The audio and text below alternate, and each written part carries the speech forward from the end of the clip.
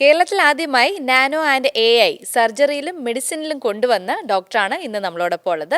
Doctor Arun Kumar, cardiologist. Doctor, welcome to the show. Doctor, എങ്ങനെയാണ് ഈ ഒരു നാനോ ആൻഡ് AI ഇൻട്രൊഡ്യൂസ് ചെയ്തത്? എങ്ങനെയാണ് അതൊന്ന് പറയാത്തോ? നാനോ ഞാൻ ട്രിവാൻഡ്രം മെഡിക്കൽ കോളേജിൽ പഠിക്കുന്ന കാലത്ത് എൻ്റെ ബ്രദറുണ്ട് ഡോക്ടർ അജിത്ത്. അന്നാണ് നമ്മളിത് വർക്കൗട്ട് ചെയ്തത്. എങ്ങനെയാണ് അതിൻ്റെ 90കളിലാണ് നമ്മൾ പഠിക്കുന്ന സമയം. അന്ന് നാനോ വേൾഡിൽ തന്നെ വരുന്ന സമയത്ത് ഡോക്ടർ എറിക് ഡെക്സ്ലറാണ് father of nanotechnology. Geoffrey ഹിൻഡനാണ് ഫാദർ ഓഫ് AI. അദ്ദേഹത്തിൻ്റെ 1980s ഒരു തീസിസ് ആയിരുന്നു, ന്യൂറൽ നെറ്റ്വർക്കിൻ്റെ തീസിസ് ആയിരുന്നു ഇപ്പോൾ AI ആയിട്ട് വരണത്. അതിനിപ്പോൾ നോബൽ സമ്മാനം കിട്ടി. അന്നേ നമ്മൾ എങ്ങനെ ഈ നാനോയും AI എങ്ങനെ നമുക്ക് മെഡിസിനൽ സർജറിയിൽ ഇമ്പാക്റ്റ് ചെയ്യാൻ പറ്റും. ഇപ്പോൾ തന്നെ ക്യാൻസറിൻ്റെ ഡിറ്റക്ഷൻ, ഹാർട്ട് അറ്റാക്കിൻ്റെ ഏർലി ഡിറ്റക്ഷൻ ഇങ്ങനെ നമുക്ക് ചെയ്യാൻ പറ്റും. നമ്മൾ വർക്കൗട്ട് ചെയ്താണ് പല പ്രോജക്ട്സ് ആയിട്ട്. നമ്മൾ 2005 നാനോ ബയോ AI സിറ്റി എന്ന് പറഞ്ഞ വലിയൊരു പ്രോജക്റ്റ് അന്നത്തെ ബഹുമാനപ്പെട്ട മുഖ്യമന്ത്രി ഉമ്മൻചാണ്ടി സാറാണ് നമ്മൾ അത്ര എൻകറേജ് ചെയ്ത് കൊണ്ടുവരണത്. അദ്ദേഹം വലിയൊരു പ്രോജക്റ്റ്, നല്ലൊരു എൻതൂസിയാസ്റ്റ് ആയിരുന്നു. അന്ന് കേരളത്തിൽ നമ്മൾ കൊണ്ടുവരണം ഏകദേശം 20 കൊല്ലം മുമ്പ്. അന്ന് AI ഒന്നും ഇവിടെ ആർക്കും അറിഞ്ഞു, നാനോ ആർക്കും അറിഞ്ഞുകൂടാ. അന്ന് ഇവിടെ കുറച്ച് കോൺട്രവേഴ്സി വന്നു, ഇതൊക്കെ എൻ്റെ ഏരിയ എന്ന് പറഞ്ഞ്. പിന്നെ നമ്മളത് ഫോളോ അപ്പ് ചെയ്തില്ല. പക്ഷേ നമ്മളത് കുറേ വർക്കൗട്ട് ഞാനും ബ്രദർ കുറേ നമ്മൾ ഫ്രാക്ടൽ ECG പോലുള്ള ആദ്യത്തെ ഫ്രാക്ടൽ അൽഗോരിതം ബേസ്ഡ് ഇലക്ട്രോ കാർഡിയകം, പിന്നെ നമ്മൾ കുറേ ഒരു നാനോ ചിപ്പ് കുറേ ഡിസൈൻ ചെയ്ത് കുറേ വർക്കൗട്ട് ചെയ്ത്. അപ്പോൾ ഇപ്പോൾ എന്ന് പറഞ്ഞാൽ എല്ലാം നാനോ ആൻഡ് AI ആയി. നമ്മൾ ഏകദേശം ഒരു 20 years മുമ്പാണ് കൊണ്ടുവന്നത്. അപ്പം നാനോ എന്ന് പറയുമ്പോൾ എല്ലാ ഏരിയയിലാണ്. ഇപ്പോൾ ഞാൻ കാർഡിയോളജിയിൽ പറയാം, നാനോ കാർഡിയോളജി എന്ന പുതിയൊരു ഏരിയയാണ്.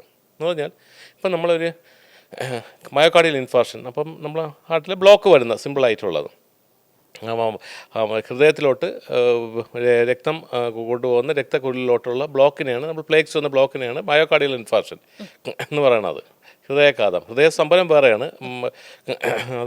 അത് രണ്ട് ഡിഫറെൻ്റ് ആണത്. അപ്പോൾ അതിൽ എന്ന് പറയുമ്പോൾ ഇപ്പം നമുക്കിപ്പോൾ സ്റ്റെൻ്റ് ഉണ്ട്. നമുക്ക് സ്റ്റെൻ്റ് ഇട്ട് ബ്ലോക്ക് മാറ്റി നമ്മൾ സ്റ്റെൻ്റ് ചെയ്യാം. ആൻജിയോപ്ലാസ്റ്റി ഒരു പ്രൊസീജിയറാണ്.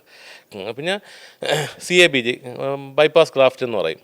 ബൈപ്പാസ് ചെയ്ത് വിടും. പക്ഷെ നമ്മൾ നാനോ ബോട്ട്സ് എന്ന് പറയും, നാനോ റോബോട്ട്സ്. എന്താണ് നാനോ റോബോട്ട്സ്? നമ്മുടെ റോബോട്ട്സ് എന്ന് പറഞ്ഞാൽ 10⁻⁹ അത്രയും അതിസൂക്ഷ്മമായിട്ടുള്ള ഒരു റോബോട്ട്.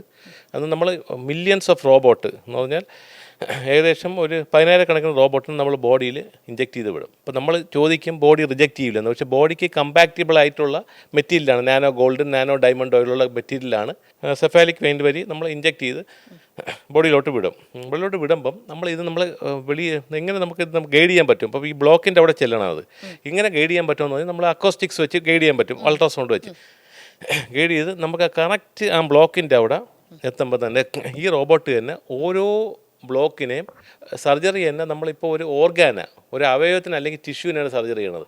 ഇതെന്ന് പറഞ്ഞാൽ സെല്ലുലാർ സർജറിയാണ്. ഓരോ കോശങ്ങളെ സർജറി ചെയ്യും. എന്നിട്ട് ഓരോ കോശങ്ങളുടെയും ആ പ്ലേക്സിൻ്റെ ബ്ലോക്ക്, ആ DNA ലെവലിലുള്ള ബ്ലോക്ക് അത് മാറ്റി ഫുൾ ബ്ലോക്കും ക്ലിയർ ചെയ്ത് അത് ബോഡിയിൽ ലൈസ് ചെയ്ത് ഒന്ന് നമുക്ക് റിട്രാക്ട് ചെയ്തെടുക്കാം, അല്ലെങ്കിൽ ബോഡിയിൽ ലൈസ് ചെയ്ത് തൊറാസിക് ഡക്റ്റ് എന്ന് പറഞ്ഞാൽ അതുവഴി യൂറിനിലങ്ങ് പാസ് ചെയ്ത് പോകും. നമ്മൾ പറയുമ്പോൾ സിമ്പിളാണ്, പക്ഷേ ഇതിൻ്റെ ക്ലിനിക്കൽ ട്രയൽസ് ഓൾമോസ്റ്റ് US തന്നെ അത് നടക്കുകയാണ്. നമുക്കൊരു പ്രോട്ടോക്കോളുണ്ട്. ഇതാണ് നമ്മൾ വലിയ സർജറിയുടെ ആവശ്യമില്ല. ഇത് നാനോ റോബോട്ട്സ് ഒരു OP പ്രൊസീജിയറാണ്. ഒരു ഇഞ്ചക്ഷൻ്റെ എഫക്റ്റ് ഏകദേശം ഒരു 1 hour 2 hour ആകുമ്പോൾ പേഷ്യൻ്റ് അങ്ങ് നടന്നു പോവാം. അപ്പം ഇത് തന്നെ ഈ ഹാർട്ട് അറ്റാക്ക് വരെ തന്നെ നമുക്ക് നേരത്തെ കണ്ടുപിടിക്കാനും പറ്റും. നാനോ ബയോ സെൻസേഴ്സ് എന്ന് പറഞ്ഞാൽ ദ ക്വാണ്ടം ഡോട്ട്സ് എന്നാണ് എന്നെ പറയുന്നത്. അതെന്ന് പറഞ്ഞാൽ നമുക്ക് എന്താണ് ഈ ക്വാണ്ടം ഡോട്ട്സ് എന്ന് പറഞ്ഞാൽ ഈ നാനോ സെൻസറാണ് ആക്ച്വലി. ഇത് നമ്മളെ ഏതെങ്കിലും നമ്മളെ ഈ ഇയറിങ്സിൽ കയ്യിൽ തൊലിപ്പുറത്ത് നമുക്ക് ഫിക്സ് ചെയ്ത് വെച്ചാൽ ഹാർട്ട് അറ്റാക്ക് വരണതിൻ്റെ ഏകദേശം 8 to 12 weeks, ഏകദേശം 2 മുതൽ 3 അല്ലെങ്കിൽ 4 മാസം 16 weeks മുമ്പ് തന്നെ അറിയിക്കും വരുമെന്നുള്ളത്. അതൊരു അൽഗോരിതം ഉണ്ട്. അത് വെച്ചത് അത് ആർട്ടിഫിഷ്യൽ ഇൻ്റലിജൻസ് അല്ല, അൽഗോരിതം AI വെച്ച് അറിയിക്കും. അപ്പോൾ തന്നെ നമുക്ക് ഇത് ചെയ്ത് നമുക്ക് നാനോ ബോട്ട്സ് വെച്ച് ചെയ്യാം. ഇതൊക്കെ എന്ന് പറഞ്ഞാൽ US തന്നെ Seidman cancer institute, top Harvard medical school, പിന്നെ അമേരിക്കൻ ഡിഫൻസിൻ്റെ പെൻറ്റഗൺ ഹൈലി ക്ലാസിഫൈഡ് പ്രോജക്ട്സ് ആണ്. ഒരു വെളി പറയാറില്ല ഒന്നും.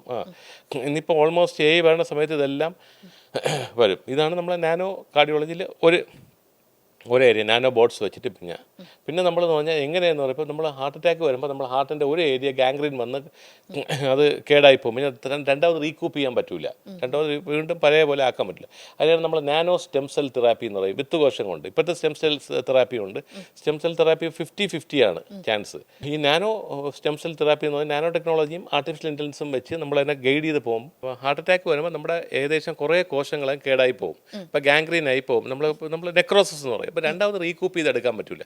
അതിനാണ് നമ്മൾ നാനോ സ്റ്റെം സെൽ തെറാപ്പി എന്ന് പറയും. അപ്പോൾ വിത്ത് കോശത്തിൽ നമ്മൾ ഇപ്പോഴത്തെ സ്റ്റെം സെൽ തെറാപ്പി എന്ന് പറഞ്ഞാൽ 50-50 ആണ് ചാൻസ്. കാരണം എന്ന് പറഞ്ഞാൽ ഹൈലി സ്പെസിഫിക് അല്ല, ഓരോ കോശങ്ങളെ കൊണ്ടുപോകണം. ഇപ്പം നമുക്ക് കോശങ്ങളെ കൊണ്ടുപോകാൻ പറ്റില്ല, ആ ഓർഗാനിനെ പറ്റുള്ളൂ, അല്ലെങ്കിൽ ടിഷ്യൂവിനെ പറ്റുള്ളൂ. ഓരോ DNA ലെവലിലും അതിനെ നമ്മൾ എത്തിക്കണം, എന്നാൽ മാത്രമേ പറ്റുള്ളൂ. അതിനാണ് നമ്മൾ നാനോ ടെക്നോളജിയുടെ ഇമ്പോർട്ടൻസ്. നാനോ ഇൻസ്ട്രുമെന്റ്സ് വെച്ച് ഒരാൾക്ക് ഒരു പ്രാവശ്യം ഹാർട്ട് അറ്റാക്ക് വന്നു കഴിഞ്ഞാൽ പിന്നീട് വരില്ല എന്നുള്ളതാണോ ഡോക്ടർ പിന്നെ പറയുന്നത്? വരില്ല.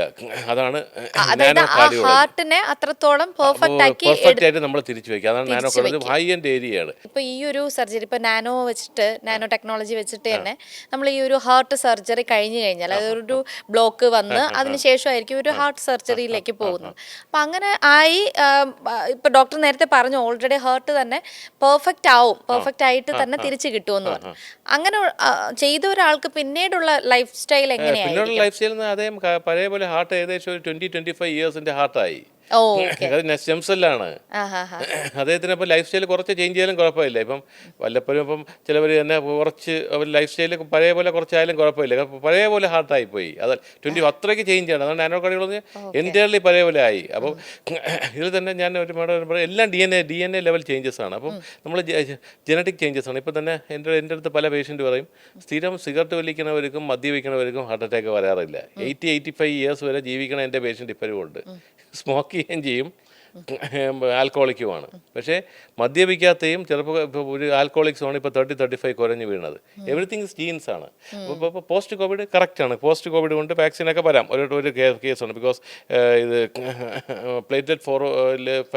ഇത് ആൻറ്റി പ്ലേറ്റ്ലെറ്റ് ഫോർ ഫാക്ടറിലൊക്കെ ഇത് ഓട്ടോ ആൻറ്റിബോഡീസ് വന്ന് കോയഗുലേഷൻ വന്ന് വരാം. ഇതൊക്കെ ഒരു ചാൻസ് ആണ്. പക്ഷെ അതും DNA ആണ് ബേസ്ഡ് ആണ്. അതെല്ലാവർക്കും വരുന്നില്ല. ഇപ്പം നമ്മളെ DNA ഒരു എന്ന് പറഞ്ഞാൽ ജീൻസ് പെർഫെക്റ്റ് ആണെങ്കിൽ, അതാണ് അമേരിക്കൻ പ്രസിഡന്റ് ട്രംപ് ഇടയ്ക്ക് ഒരു ഇൻ്റർവ്യൂവിന് പറഞ്ഞത്, എനിക്ക് 80 വയസ്സായാലും കുഴപ്പമില്ല, എൻ്റെ അപ്പൂപ്പനും അമ്മൂമ്മയും അച്ഛനും അമ്മയൊക്കെ എല്ലാതും 80-85 ഇയേഴ്സ്, എൻ്റെ ജീൻസ് ഭയങ്കര പെർഫെക്റ്റ് ആണെന്ന്. ലോകത്തിലെ ഏറ്റവും വലിയ മെഡിക്കൽ കെയർ കിട്ടണതാണ് അദ്ദേഹത്തിൻ്റെയാണ്. Walter Reed medical center, American പ്രസിഡന്റിനുള്ള ഹോസ്പിറ്റലാണ് വാഷിംഗ്ടൺ DC വാൾട്ടർ റൈഡ്. അദ്ദേഹത്തിന് ഇപ്പോൾ തന്നെ എല്ലാവരും പറയും അദ്ദേഹത്തിൻ്റെ കയ്യിൽ ഇങ്ങനെ ബ്ലീഡ് കാരണം ആസ്പിരിൻ കഴിക്കണോണ്ടാണ്. പക്ഷേ അദ്ദേഹത്തിന് എന്ന് പറഞ്ഞാൽ അദ്ദേഹത്തിൻ്റെ ജീൻസ് ഭയങ്കര പെർഫെക്റ്റ് ആണ്. ഇന്നും അതേ ഒരു ദിവസം ഈ പെപ്സി കോക്ക് തന്നെ അദ്ദേഹം 7-8 കോക്ക് കുടിക്കും. KFC പോവും, ഒരു കുഴപ്പമില്ല. അതിനപ്പുറത്ത്. പക്ഷേ അതേപോലെ തന്നെ വേറെ പ്രസിഡന്റൊക്കെ ഇത് ചെയ്യണവർക്ക് പെട്ടെന്ന് അവർ മരിക്കും. ഈ നാനോ ആൻഡ് AI ടെക്നോളജിയിൽ നമ്മുടെ ജീൻ എങ്ങനെ എത്രത്തോളം പെർഫെക്റ്റ് ആണെന്നുള്ളത് നാനോ എന്ന് പറഞ്ഞാൽ 10⁻⁹ DNA ലെവലായി. അപ്പോൾ DNA നമുക്ക് മാനിപ്പുലേറ്റ് ചെയ്യാം, ലൈഫിനെ മാനിപ്പുലേറ്റ് ചെയ്യാം. അതല്ലേ അത്ര ചേഞ്ചാണ്. ഇതുവരെയും നാനോ വരാത്തതുകൊണ്ടാണ് നമുക്ക് മാനിപ്പുലേറ്റ്. ഇപ്പം നമ്മൾ ഈ ഓർഗാൻ ലെവലും ടിഷ്യൂ ലെവലിലാണ് കളിച്ചുകൊണ്ടിരുന്നത്. ഇപ്പോൾ DNA ഓരോ കോശങ്ങളെടുത്ത് മാറ്റാം. അതാണ് അത്ര ലെവലായി പോയി. അപ്പോൾ AI വെച്ച് നമുക്കത് മാനിപ്പുലേറ്റ് ചെയ്യാൻ പറ്റും. അതാണ് AI വെച്ചിട്ടാ.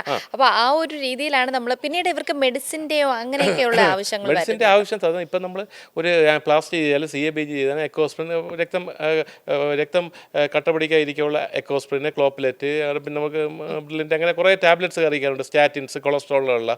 ഇപ്പം സത്യം പറഞ്ഞാൽ പഴയ പോലെ 25 വയസ്സായ പിന്നെ അതിൻ്റെ ആവശ്യമില്ല. അത്രയ്ക്ക് ചേഞ്ചാണ് വരുന്നത്. ഞാൻ കൊടികളിൽ നിന്ന് വേൾഡിലെ തന്നെ top Harvard medical school, Stanford medical സ്കൂളിലൊക്കെ വൻ റിസർച്ചാണ്. പ്രത്യേകിച്ച് അവരുടെ വർക്ക് ഫുള്ളും അമേരിക്കൻ ഡിഫൻസിൻ്റെയാണ് വർക്ക്, ഹൈലി ക്ലാസിഫൈഡ് ആണ്. നമ്മളിപ്പോൾ തന്നെ ഈ റോബോട്ടിക് സർജറി, ഡാവിൻസി റോബോട്ടാണ് ഇപ്പം നമ്മൾ ഡോക്ടർമാർ ഉപയോഗിക്കുന്നത്. ഇപ്പം നമ്മളെല്ലാം റോബോട്ടിക് സർജറി ഡാവിൻസി റോബോട്ടാണ് അൾട്രാവന്. സത്യം പറഞ്ഞാൽ ഡാവിൻസി റോബോട്ട് 1960s അമേരിക്കയിലെ പെൻറ്റഗണിൻ്റെ ഒരു പ്രോജക്റ്റാണ്. എനിക്കും എൻ്റെ ബ്രദറിനും അതിൻ്റെ ഒറിജിനൽ പേപ്പർ നമ്മളെ കയ്യിലുണ്ട്. ഫ്രഞ്ച് അതാർക്കും അറിഞ്ഞുകൂടാ. അന്നാണ് SR-71 സ്റ്റെൽത്തിൻ്റെ ഒരു പ്രോജക്റ്റ് ഉണ്ടായിരുന്നത്. സ്റ്റെൽത്ത് ബോംബർ ഉണ്ടല്ലോ, രണ്ടും സെയിം ആയിട്ട് ആൾട്ടർനേറ്റീവ് ആയിട്ട് ചെയ്തതാണ്. ഇപ്പോഴാണ് 90s 2000-ലൊക്കെയാണ് അവർ കൊമേഴ്ഷ്യലാക്കി വേൾഡിന് ഡാവിൻസി റോബോട്ട് ചെയ്യുന്നത്. Robotic surgery is A micro thing. My God. Nano ലെവലിൽ നിന്ന് റോബോട്ട് എന്ന് പറഞ്ഞാൽ നമ്മൾ ഓർഗനിലെ ടിഷ്യൂലെ ചെയ്യാൻ പറ്റുള്ളൂ, സെല്ലുലർ ലെവലിൽ ചെയ്യാൻ പറ്റൂല. ചെല്ലാൻ പറ്റില്ല. സെല്ലിൽ കയറില്ല അത്. ഇത് പറഞ്ഞാൽ da Vinci robot is only for tissue surgery or organ surgery. Correct. Okay, അപ്പൊ ടിഷ്യൂ സർജറി ആണ് നമ്മുടെ റോബോട്ടിക് സർജറി സർജറി ടിഷ്യൂന്റെ സെല്ലോ DNA സർജറിയാണ് നാനോ സർജറി എന്ന് പറഞ്ഞാൽ. നാനോ ഡയമണ്ടോയിഡ്, നാനോ ബോട്ട്സ് എന്നൊക്കെ പറഞ്ഞ് നാനോ റോബോട്ട്സ് എന്ന് പറയും. ഭയങ്കര ലെവലാണ് നാനോ. ഇത് എന്ന് പറഞ്ഞാൽ ഹൈ എൻഡ് ആണ്. ഫസ്റ്റ് നമ്മൾ നേക്കഡ് ഐ കൊണ്ട് കാണാൻ പറ്റൂല അത്. അത്രയ്ക്കാണ്. അത്രയും ക്ലിയർ ആയിട്ട് നമുക്ക് -9 ലെവലാണ്. നമ്മൾ ഒരു മുടിനാരൻ്റെ 1,00,000 ടൈംസ് നമ്മൾ ഡീപ്പായിട്ട് ചെറുതായിട്ട് പോകണം.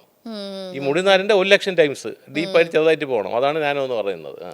ഓക്കെ, അപ്പോ ആ നാനോ AI കണ്ടുപിടിച്ച അല്ലേ ആ ഒരു അത് ഞാനും ബ്രദറുമാണ് നാനോ ബയോ AI സിറ്റി എന്ന് പറഞ്ഞ പ്രോജക്റ്റ് 2005 അന്നത്തെ ബഹുമാനപ്പെട്ട മുഖ്യമന്ത്രി ഉമ്മൻചാണ്ടി സാറ് നമ്മുടെ വലിയൊരു ഫേവറേറ്റ് ആയിരുന്നു. സാർ എപ്പോഴും പറയും കാണുമ്പം, അരുണെ അജിത്തെ നമുക്ക് കൊണ്ടുവരണം, കേരളം ഡെവലപ്പ് ചെയ്യണം. സാറിൻ്റെ വലിയൊരു ഫേവറേറ്റ് ആയിരുന്നു സാറ്. അതുപോലെ തന്നെ അന്നത്തെ ബഹുമാനപ്പെട്ട industry minister Shri Kunhalikutty sir, ഇവരൊക്കെ രണ്ടുപേരും ഭയങ്കര സപ്പോർട്ടായിരുന്നു. അത് പറഞ്ഞാലേ പറ്റുള്ളൂ. അവർ ഇപ്പോഴും പറയും അത്. അപ്പോൾ അന്ന് വെച്ച് നമുക്ക് കേരളത്തിൽ കുറച്ച് ഈ സയൻറ്റിസ്റ്റ് ഗ്രൂപ്പൊക്കെ ഇതൊക്കെ വലിയ ഹൈ എൻഡ് ഏരിയ. പക്ഷേ നമ്മൾ ഏറ്റവും കൂടുതൽ സപ്പോർട്ട് ചെയ്ത IMA ആണ്, ഇന്ത്യൻ മെഡിക്കൽ. നമ്മളെ IMA പാട്ടാണ് ഇപ്പം തന്നെ ഡോക്ടർ സുൽഫി. നമ്മളിപ്പോൾ നമ്മളത് ഇല്ല, അതിപ്പോൾ നമ്മൾ വലിയൊരു പ്രോജക്റ്റായിട്ട് കൊണ്ടുവരാൻ വേണ്ടി റീകൂപ്പ് ചെയ്യുന്നു. ഇപ്പം എൻ്റെ ടൈമായി കൊണ്ടുവന്നാലേ പറ്റുള്ളൂ. ഹ്യൂജ് ഒരു പ്രോജക്റ്റ് ആയിട്ട്. അപ്പോൾ ഹോസ്പിറ്റൽ ലെവലൊക്കെ മാറും. എന്ന് പറഞ്ഞാൽ ഞാൻ ഒരു എക്സാമ്പിൾ കൂടെ പറഞ്ഞു തരാം. ഇപ്പം നമ്മൾ നമുക്ക് ഇന്ന് ഹാർട്ട് ട്രാൻസ്പ്ലാന്റ് ചെയ്യുന്നത് വലിയ ഇതാണ്. ഹാർട്ട് ട്രാൻസ്പ്ലാന്റ് ഏകദേശം 50-55 കൊല്ലം ക്രിസ്ത്യൻ ബ്രദർ ചെയ്തതാണ്. ലിവർ എല്ലാം ട്രാൻസ്പ്ലാന്റ്, ബ്രെയിൻ മാത്രം, തല മാത്രം ട്രാൻസ്പ്ലാന്റ് ചെയ്തു. ഒരാളെ തല മാറ്റി വെച്ചിട്ടില്ല. അതായത് തലച്ചോറ് നമ്മൾ ഫിക്സ് ചെയ്യാൻ പറ്റൂല. ഒരാളെ ഒരു തല നമ്മൾ ഈ ബ്രെയിൻ സ്റ്റെമ്മ് നമുക്ക് ഫിക്സ് ചെയ്യാൻ പറ്റൂല. അതാണ് ബ്രെയിൻ ട്രാൻസ്പ്ലാന്റ് നടക്കാത്തത്. ഇപ്പം നമ്മൾ ഒരാളുടെ തല വെട്ടി മാറ്റി വേറെ തലയെ ഫിക്സ് ചെയ്തേ ഇരിക്കൂല. Neurons central nervous system regenerate ചെയ്യൂല. അത് ചെയ്യാൻ പറ്റില്ല. അതിന് നാനോ സർജറി എന്ന് പറയും. ഞാൻ അടുത്ത സർജറിയിൽ പറയാം. Nano surgery, nano and AI surgery and മെഡിസിനെ കുറിച്ചാണ് നമ്മൾ സംസാരിച്ചുകൊണ്ടിരിക്കുന്നത്. ഇപ്പോൾ കാർഡിയോളജി വിഭാഗത്തിൽ നമുക്ക് എങ്ങനെയൊക്കെ മാറ്റങ്ങൾ കൊണ്ടുവരാം, ഒരു ഹാർട്ട് ട്രാൻസ്പ്ലാന്റ് എങ്ങനെ ചെയ്യാം എന്നതിനെ കുറിച്ചൊക്കെ ആയിരുന്നു നമ്മൾ സംസാരിച്ചത്. മറ്റൊരു വിഷയമായിട്ട് വീണ്ടും എത്താം.